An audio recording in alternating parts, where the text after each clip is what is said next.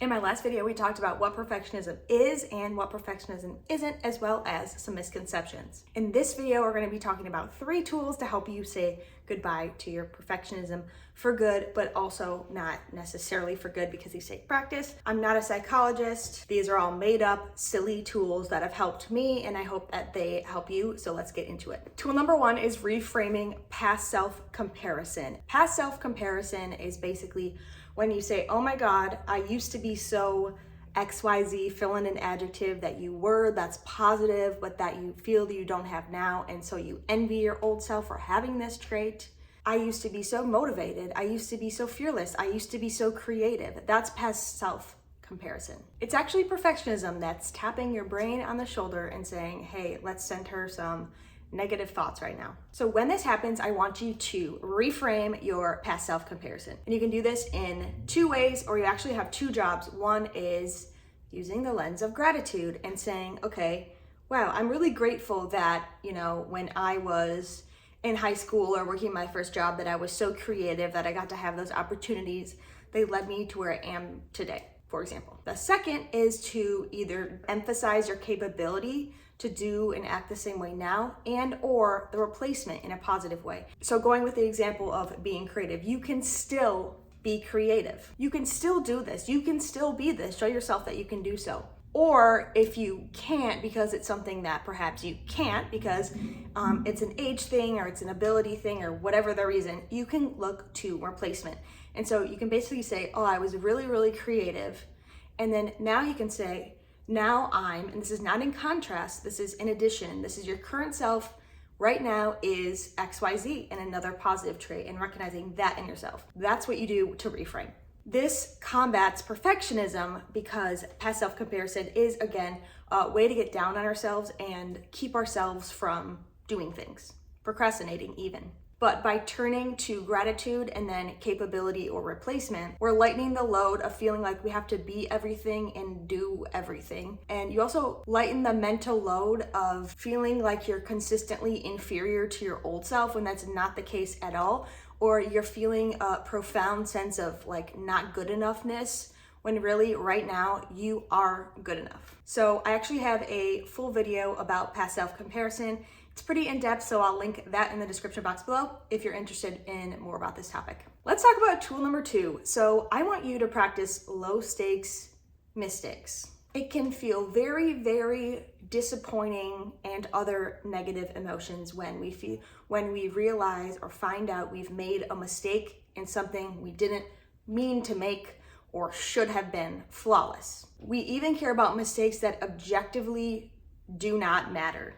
Also, a lot of the times we're cognizant that the mistake doesn't matter, but it weighs on us anyway. And that's just sort of our emotion brain overriding our logic brain. I'm pitching you the idea that mistakes are magical. We absolutely need mistakes, and we want to practice mistake making as perfectionists. Practicing mistakes makes them less of a big deal, less of a big event, makes them less scared, makes us less scared of them because we've been there before and handled them well. Making a mistake is not a milestone. It just is. It just happens. It's natural. Going out of your way to practice making a low stakes mistakes helps you see that actually the stakes are comically low and perfectionism is never necessary. It also allows you to see how others react when a mistake is made, to see if you're in sort of the right environment for yourself. If people overreact to a mistake, they put you down repeatedly and it's completely out of proportion to the mistake.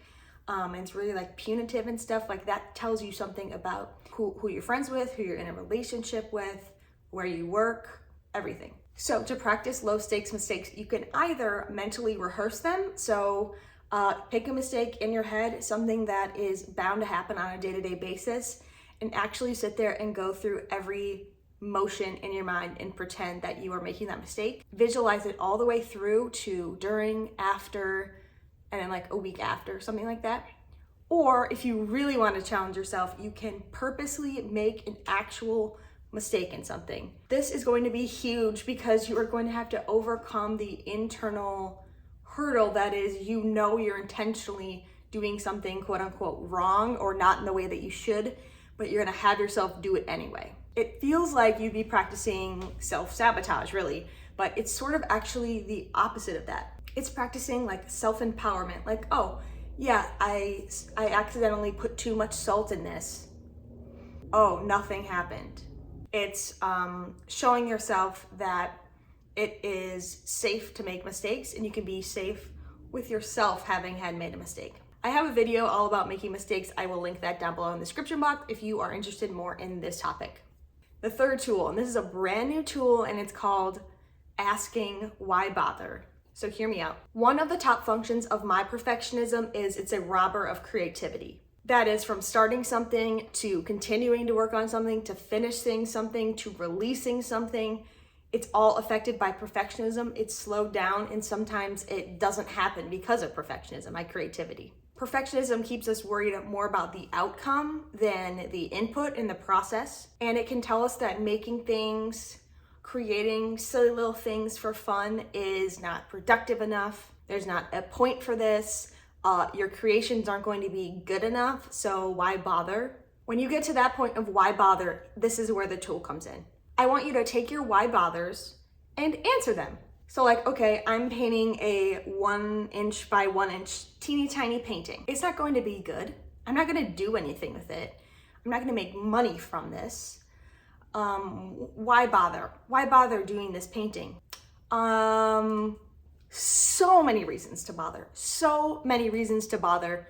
Name them for yourself. Joy, color, creativity, rest, space, energy, actively doing something when you haven't done something in a while, challenging yourself, etc., etc., etc. There are so many reasons to bother. You just have to make sure that you know the reasons so that you can use those to shove away your perfectionism. I hope you had just a little bit of fun watching today's video. You know where to look for more videos, and I will see you in my next one. Bye.